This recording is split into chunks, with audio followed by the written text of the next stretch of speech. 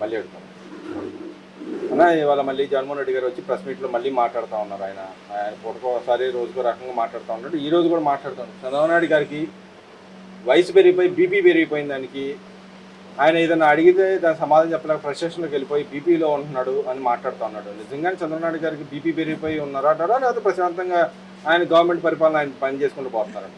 చంద్రబాబు నాయుడు గారికి బీపీ, చంద్రబాబు నాయుడు వయసు అంటే ఎంత చెప్పినా ఈ జగన్మోహన్ రెడ్డి అనేవాడు మారడు.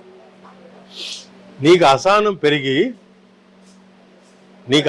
పెరిగి దరిదాపుల్లో భవిష్యత్తులో కూడా నీకు అధికారం అందదనే ఒక దుర్బుద్ధితో నువ్వు ఈరోజు చంద్రబాబు నాయుడు గారి వయసు గురించి ఆయన ఆరోగ్యం గురించి మాట్లాడే నీచ స్థితికి ఈరోజు జగన్మోహన్ రెడ్డి వచ్చేసాడు. ఎవరేం చెప్పినా చంద్రబాబు నాయుడు గారికి బీపీ ఉందో లేదో, ఆయన సుదీర్ఘ 40 సంవత్సరాల రాజకీయ జీవితంలో ఒక వ్యక్తిని గట్టిగా అరిసింది కూడా లేదు. నువ్వు చేస్తున్న పనుల వల్ల ఆయనకి కోపం వస్తుందే తప్ప నువ్వు మాట్లాడే మాటలు పూటకో మాట, నువ్వు ప్రజల్లో లేనిపోని అపోలు కలిగించి ఎలాగైనా సరే రాష్ట్రంలో అరాచకం సృష్టించి కులాల మధ్య మతాల మధ్య చిచ్చు పెట్టాలని, ప్రాంతాల మధ్య చిచ్చు పెట్టాలని నువ్వు చేస్తున్న ఏ ప్రయత్నం ఉందో దానివల్ల ఆయనకి ఏదైనా నీ మీద కోపంతో వైసీపీ వాళ్ళ మీద కోపం ఉంది తప్ప ఆయనకి బీపీ అనేది ఈ జన్మలో రాదు, లేదు. కానీ ఇక్కడ ఆయన చెబుతున్నాడు కుల రాజకీయాలు మత రాజకీయాలు చేసి చంద్రబాబు నాయుడే, హత్య రాజకీయాలు చేసి చంద్రబాబు నాయుడే. అదే ఆయనకి బీపీ పెరిగిపోతుంది. ఆ విషయాల గురించి అడిగితే బీపీ పెరిగిపోతుంది. అదే నా తాతను చంపిన ఆయన చూసినా కూడా నాకు బీపీ పెరగలేదు, ప్రశాంతంగా ఉన్నా అని చెప్పి మాట్లాడుతూ ఉన్నాడు. నీకు తాతకు చంపిన వాళ్ళైనా మీ నాన్నని చెప్పిన ఈరోజు తాతని చంపిన కేసులో మొదటి ముద్ద ఎక్కడ ఉన్నాడు? నీ పార్టీలోనే ఉన్నాడు కదా సతీష్ రెడ్డి. నీకు అదేం ఉండదు నీ అవసరానికి. అలాగే నీ తండ్రిని చంపారు, నా తండ్రిని చంపారు, రిలయన్స్ వాళ్ళు చంపారని చెప్పి ఆ రిలయన్స్ వాళ్ళు చెప్పిన వ్యక్తికే రాజ్యసభ ఇచ్చిన వ్యక్తివి నువ్వు. అంటే నీకు ఏమాత్రం మోరల్ వాల్యూస్ కానీ, కుటుంబం కానీ, మన అనే ఇది కానీ, తన మన అనే ఏది నీకు లేదు. నీకు కావాల్సింది అధికారం. ఆ అధికారం కూడా ఎందుకు? ప్రజలకి ఏదైనా చేయటానికా, నిలువెత్తుగా దోచుకోవటానికి. అంటే నీ ధనదాహం ముందు ఎంత పెద్ద రిలేషన్ అయినా సరే, ఏదైనా సరే ఈరోజు చాలా చిన్నదైపోతుంది. ఈ డబ్బు వ్యామోహంలో పడిపోయి ఏదో మాట్లాడితే మా తాతని చంపిన వాళ్ళని, నీ తాతని చంపిన వాళ్ళు నువ్వేంటి? మీ నాన్న కూడా ఆ రోజుల్లో మీ నాన్న కూడా ఏం చేయలేకపోయాడు. ఈరోజు మీరు మాట్లాడే మాటలు ఎలా ఉన్నాయంటే ప్రజలకి ఏమీ తెలీదు, నేను ఏది చెప్తే అది ప్రజలు నమ్ముతారనే స్థితిలో ఇది 2019 అనుకుంటున్నాడు ఆయన. కానీ ఆయన క్లియర్గా తెలుసుకోవాల్సింది ఏంటంటే 2024లో నీ మొత్తం నిజస్వరూపం తెలిసిన తర్వాతే ప్రజలు నిన్ను ఎక్కడ కూర్చోబెట్టాలో అక్కడ కూర్చోబెట్టారు. ఇంకా కూడా నువ్వు ఏదేదో మాటలు మాట్లాడి ఇలాంటి పిచ్చి పిచ్చి మాటలు మాట్లాడితే నీకు 2034లో కూడా నీకు భవిష్యత్తు లేదు. కానీ ఇక్కడ పేద ప్రజలందరూ అందరూ బతుకుబండి లాగలేక చనిపోతా ఉన్నారు. పక్కన ఇబ్బంది పడతా ఉన్నా కూడా ఏదైనా అడిగితే బీపీ పెరిగిపోతా ఉంది. దీనికి క్వశ్చన్ చేసినా కూడా బీపీ పెరిగిపోయి మా కార్యకర్తల మీద దాడులు చేస్తాను, అక్రమ కేసులు పెడతా ఉన్నారని చెప్పి మాట్లాడుతూ ఉన్నాడు కదా. అమ్మ నా బూతులు తిట్టిన వాళ్ళందరినీ వెంట పెట్టుకొని పక్కన పెట్టుకొని అసలు మాట్లాడే మాటల్లో అసలు జగన్మోహన్ రెడ్డి గారికి ఏం మాట్లాడుతున్నారో అర్థమవుతుందా? ఎవరి మీద కేసులు పెడుతున్నారు? వాళ్ళు మాట్లాడే భాష, వాళ్ళు చేసిన పనులు. ఇప్పుడు జోగి రమేష్ని అరెస్ట్ చేయటం తప్ప, అంబటి రాంబాబుని అరెస్ట్ చేయటం తప్ప, అంటే ఎవరి గురించి మాట్లాడుతాను? కొలంనేని వంశీని అరెస్ట్ చేయడం తప్ప, ఎవరిని అరెస్ట్ చేయడం తప్పు? వాళ్ళు చేసిన చేష్టలు, వాళ్ళు చేసిన పనులు అవన్నీ కూడా కళ్ళ ముందు కనబడి అందరినీ చూపెట్టి ఈరోజు గూగుల్లో వెళ్ళి సెర్చ్ చేస్తే ఆ రోజు నీ హయాంలో నీ పార్టీ వాళ్ళు నువ్వు చేసిన అరాచకాలు కళ్ళ కట్టినట్టు కనబడతా ఉంటే ఇంకా అబద్ధాల మీద బతికి అబద్ధాలతోనే నమ్మించి మళ్ళీ రాష్ట్రాన్ని నాశనం చేయాలని కంకణం కట్టుకొని ఏదో విధంగా అధికారంలో వచ్చి మళ్ళీ ఈ అమరావతిని నాశనం చేయాలి. ఎందుకంటే అమరావతి ఈరోజు ఒక క్యాపిటల్ రాజధానిగా దూసుకుపోతుంది. అది కూడా మోసం చేస్తున్నాడు చంద్ర.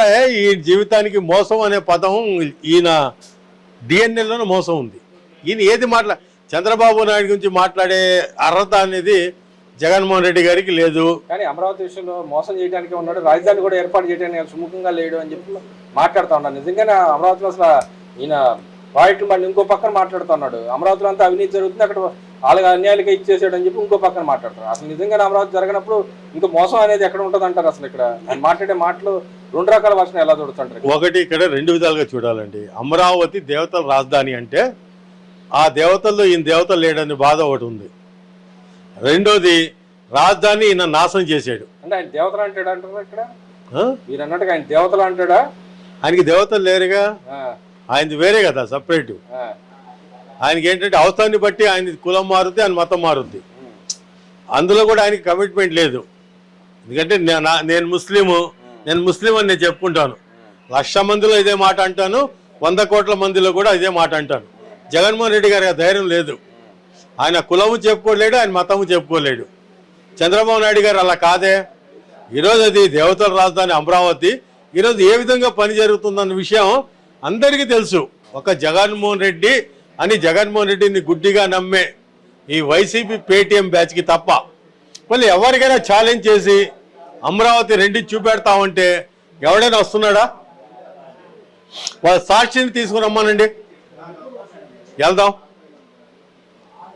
మా వాళ్ళు తెలుగుదేశం పార్టీ నాయకులు వస్తారు, అమరావతిలో జరుగుతున్న అభివృద్ధిని చూపెడతారు.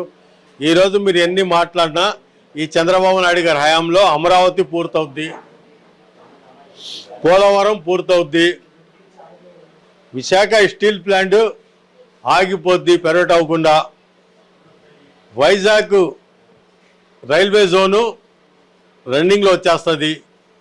ఏదైతే ఉద్యోగాలు ఉన్నాయో ఈరోజు ఈ పరిశ్రమలన్నీ మనం చూస్తూ ఉంటే ఆయనకి అసహనం పుడుతుంది. అసహనం ఉందంట, బీపీ ఉందంటారు ఆయనకి.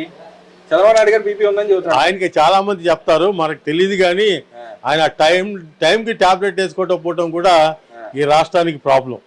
అదేంటండి, ఆయన పేదల పక్షాన్ని ఎంతో పోరాడంట. అవును, పేదల పక్షాన్ని పోరాడాడు కానీ అందుకే కదా ఆయన బాత్రూమ్ సైజ్ కూడా చేయని ఇల్లు ఏది కాలువల్లో గుంటల్లో కొండల మీద ఇచ్చాడు. ఆయనకి పేదలంటే చాలా ఇష్టం. పేదలు అనేవాడు ఈయన దగ్గర తాబేదారులా ఉండాలి, ఈయన ఇచ్చే 5 పద్ధతితో బతకాలి. స్వయం శక్తితో వాళ్ళు ఎదగటానికి చంద్రబాబు నాయుడు గారు చేసే ఇది కూడా ఆయనకి నచ్చదు. ఎందుకంటే ఈ పేదలు అనేవాళ్ళు ఎస్సీ ఎస్టీ బీసీ మైనార్టీలు ఆయన్ని జీవితాంతం నమ్ముకొని వాళ్ళు ఆయన దగ్గర చేతులు చాచి బతకాలి. అలా కాకుండా బాబు గారు ఎలాగైతే వాళ్ళ జీవన ప్రమాణాలు మార్చాలని ఆయన చేస్తున్న ప్రయత్నం అనేది జగన్మోహన్ రెడ్డికి నచ్చదు. అంటే ఈ వైసీపీ వాళ్ళు ఏది అడిగినా కూడా చంద్రబాబు నాయుడు గారికి బీపీ పెరిగిపోతుంది, ఫ్రస్ట్రేషన్లోకి వెళ్ళిపోతా ఉన్నాడు, వస్తే ఎక్కడ పని జరగట్లేదు అనే మాటలు మాట్లాడుతూ ఉన్నారు. నిజంగానే వాళ్ళు అడిగిన దానికి సమాధానం చెప్పలేని పరిస్థితులు చంద్రబాబు నాయుడు గారు ఉన్నారంటారా? చంద్రబాబు నాయుడు గారు ఎందుకంటే నాలాంటి కార్యకర్త చాలు. ఛాలెంజ్ విసురుతున్నారు వాళ్ళకి, వాళ్ళే అసలు లేదుగా ఛాలెంజ్ చేస్తారు, రారుగా.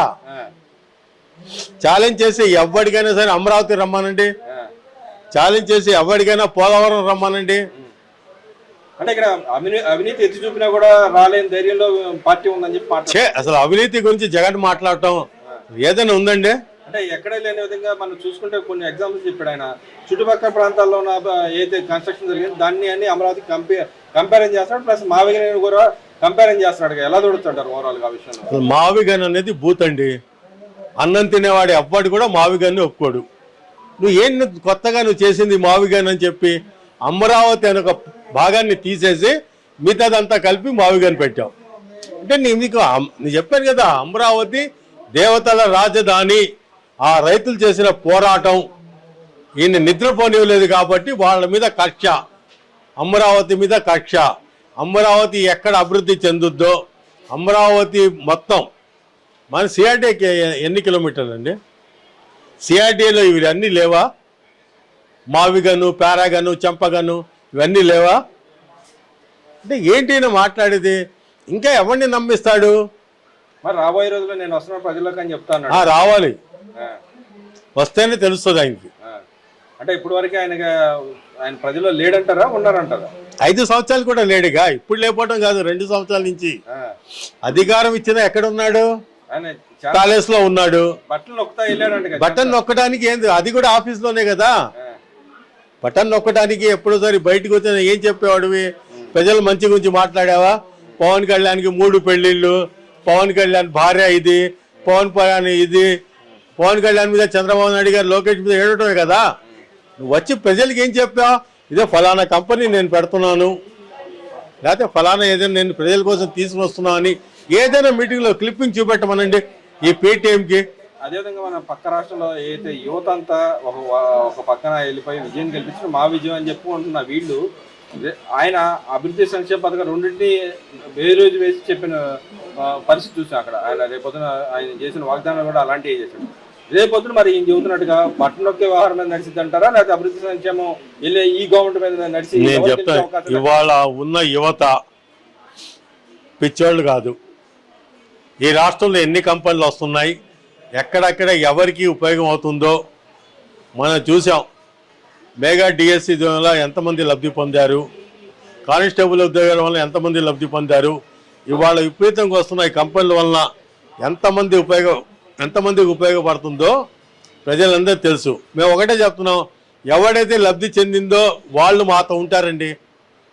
లబ్ధి చెందలేదు, మా వాళ్ళు నష్టపోయిన వాళ్ళు మీతో ఉంటారు. దానికి మీరు సిద్ధమేనా? అంటే వాళ్ళ పక్షాన్ని పోరాడతారంటారు రేపు పొద్దున వచ్చిన. ఎవరు దేనికి పోరాడతావు? అంటే రాష్ట్రంలో కంపెనీలు పెడుతున్నారని పోరాడతావా? అమరావతి పరిగెత్తిస్తున్నది పోరాడతావా? పోలవరం పూర్తి చేస్తున్నది పోరాడతావా? విశాఖ స్టీల్ ప్లాంట్ తెచ్చేందుకు పోరాడతావా? దేనికి పోరాడతావు? అంటే నిన్నగా మొన్న పెట్రోల్ రేటు కూడా పెంచింది ఇవ్వమంటారండి. 37 రూపాయలు జగన్మోహన్ రెడ్డి హయాంలో. దేశంలోనే ఎక్కువ పెట్రోల్ రేటు 2024, 2023, 2024, 22, 23 గూగుల్లో కొట్టండి. ఆ టైంలో ఆంధ్రప్రదేశ్లో పెట్రోల్ ఎంత, తెలంగాణలో ఎంత, తమిళనాడులో ఎంత, కేరళలో ఎంత తెలిసిపోద్ది. ఇవన్నీ కూడా ఈ ఊసుగోరు కబుర్లు, ఆ పంపు సైడ్ దగ్గర ఆడవాళ్ళు మాట్లాడి ఏంటిని మాట్లాడేది? బాబు గారికి కదంటే బాబు గారికి అసహనం అంటాడా? బాబు గారికి నువ్వు బీపీ తెప్పించడం నీ తండ్రి వల్లే కాలేదు జగన్మోహన్ రెడ్డి. నువ్వు ఇంకో 10 జన్మలు ఎత్తాలి బాబు గారిని బీపీ తెప్పించాలంటే.